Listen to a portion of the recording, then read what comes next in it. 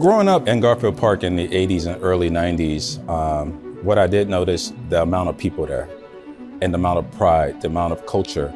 The neighborhood was packed, and as buildings were demolished, the culture kind of changed in the sense where people was unsure about the future of Garfield Park. But the ones that stayed had such pride in.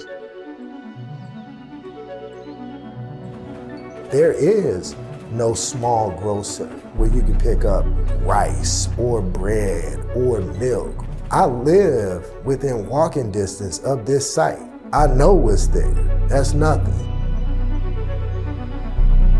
Hub 32 would be a table setter for the development around the neighborhood. This is just not about a building. It's more about a process of change.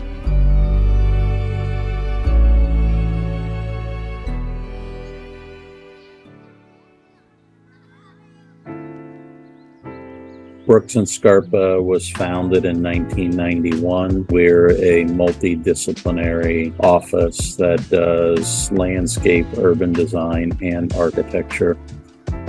I think part of our success has been because we believe in giving back more to the community than just a singular building. The iteration of Studio Dwell has been around about 20 years. Our firm is mostly residential. I would say 95% of our projects are residential housing. And we do everything from single family to multifamily.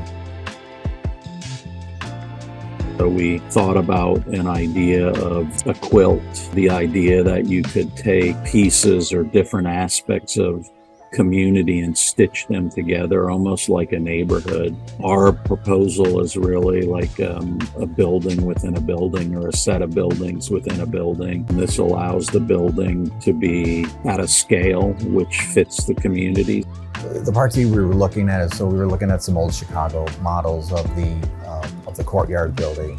And so where it's a large lot and there's a lot of units, but you split it apart and you create this green space on the inside. That allows us to maximize daylight and views to all the units while providing a great common open space.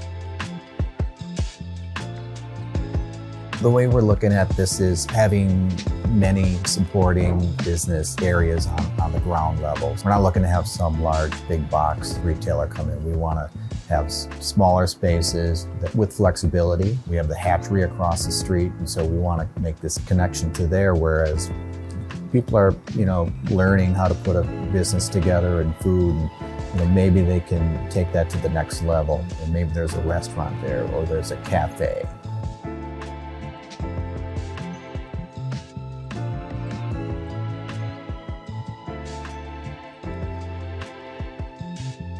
Michael's a 50-year-old affordable housing developer. He's got offices in DC, Atlanta, Chicago, Los Angeles, Hawaii. Our headquarters is Camden, New Jersey, just outside of Philadelphia. We've been in Chicago for about 20 years. Actually, we've built about 2,000 apartments in about 20 developments all across the city of Chicago, and they range from mixed income to mixed use to SRO, historic preservation, real wide gamut of housing.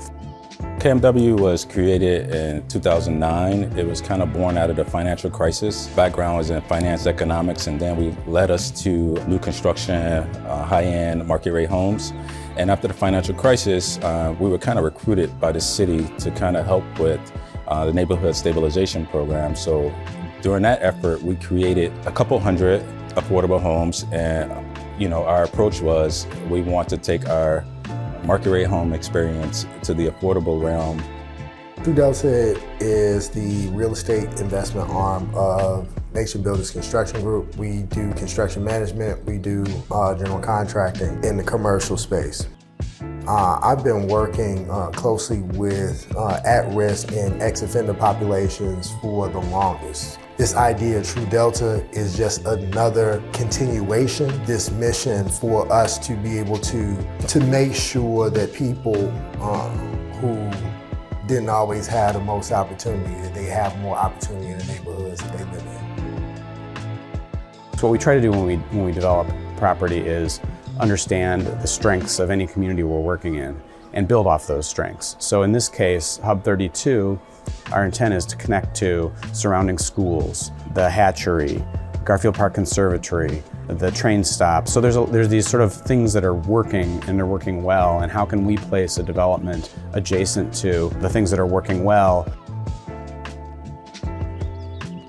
Hub 32 is going to be a special project because it's kind of a center point that spreads out and connects neighborhoods and connects people. You're able to, within 15 minutes, get from Lake and Kedzie to Clark and Lake on the Green Line.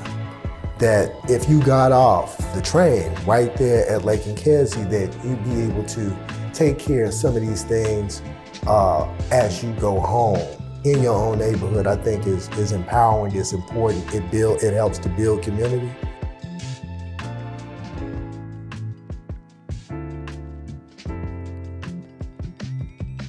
So when we talk about community wealth building, right, a lot of people really don't understand what that means, right? It means like how's the community actually going to benefit monetarily, right? And when I say that, meaning like, how do they have ownership? It's really about figuring out how we plug neighborhood residents into the construction process. And usually we average between 10 and 15 new hires on a project. And quite often that means getting people sponsored into union positions, which can mean a career more than just a job.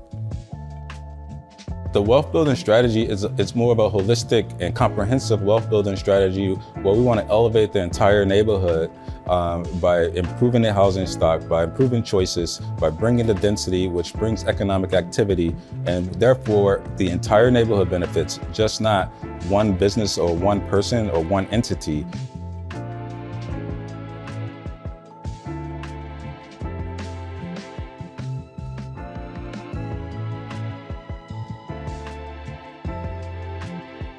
This is just not about a building, it's more about a process of change. And so this project should attract other investments, and we are also working on an infill strategy with our philanthropic partners to build housing that folks can afford so we can meet the community where they are and create that density where people are more accountable, where the schools get better, where major retailers start to come in, and where entrepreneurs can thrive because we have the density and the people to support Hub 32 and other ancillary projects that comes along after.